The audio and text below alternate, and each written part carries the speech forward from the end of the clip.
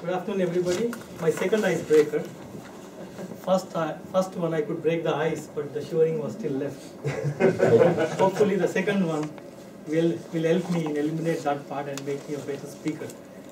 As Joe said, I am Suresh Muraki. Let me give you a glimpse of my childhood pastime. I was a tough kid for my parents. I was troublesome, naughty. I would always organize them. So what they decided is, for my better future, they put me in a boarding school. Right in first grade, till 12th grade I was in a boarding school. So after a few days in the boarding school, one day they made an Indian dish called upma for the breakfast. I said, I hate it. They said, you don't eat it. And they would not invite me for next 2 years when they made the breakfast in the morning. Oh God, I would feel so hungry that if they would give me anything, I would just gallop, just eat it. And I learned my lesson the hard way. I realized that after that, when I went home or when I went to any relative's house or friend's house, I just would eat everything they would offer. They would serve, no excuses. So that's what I learned as a child. And I did my civil engineering, but later transitioned into software programming. In this country for last 12 years, and for last decade I am here in Tampa, Florida, living in Brandon area with 2 kids, 5-year and 8-year-old. They say that what goes around comes around. So I was troublesome, naughty, but I became later on a better student and better individual. So I see the same thing in my son now. He's so troublesome. When I call my mom and tell her that he's doing like this, he says this is just 10% or 1% of what you done. So I got to learn how to deal with him, and then slowly I see because he's growing up, it has subsided a lot. Only thing is I have to be and my wife have to be tolerant and patient with him. Yes. So here in Verizon for last 10 years, working as a software programmer. I love what I'm doing.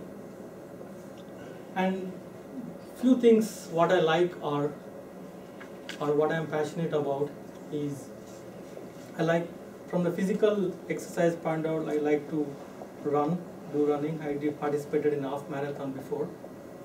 And I like to play tennis. And these days I started loving doing some gardening work. Because one day we had an exchange with my son.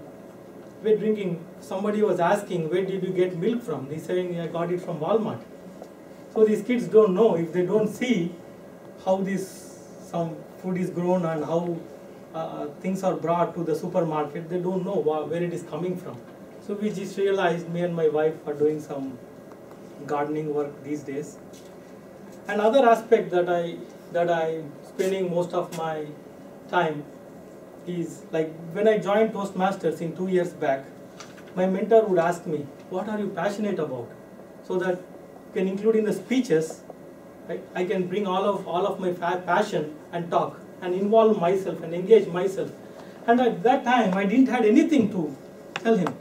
I was shocked, what do you mean by passionate about?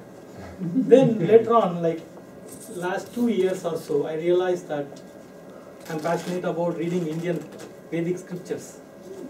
I started reading them, I started listening to them. And few things that I would like to share about that Vedic Indian knowledge is, it is timeless, eternal, and it is transcendental. So few examples is like, say to remove darkness, you can bring in some light, right? The darkness disappears. Similarly, this Vedic knowledge, the ancient knowledge is like the light. So it is applicable, say 100 years back, 10 years back, or right now.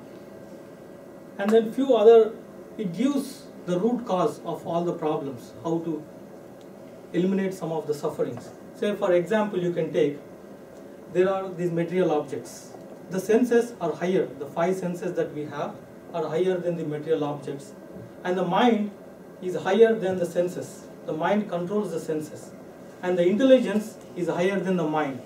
And ego is higher than intelligence.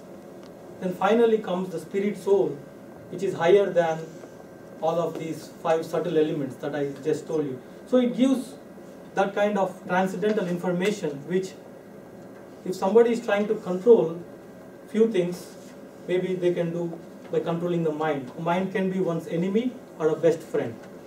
With that, thank you. Back to the Toastmaster.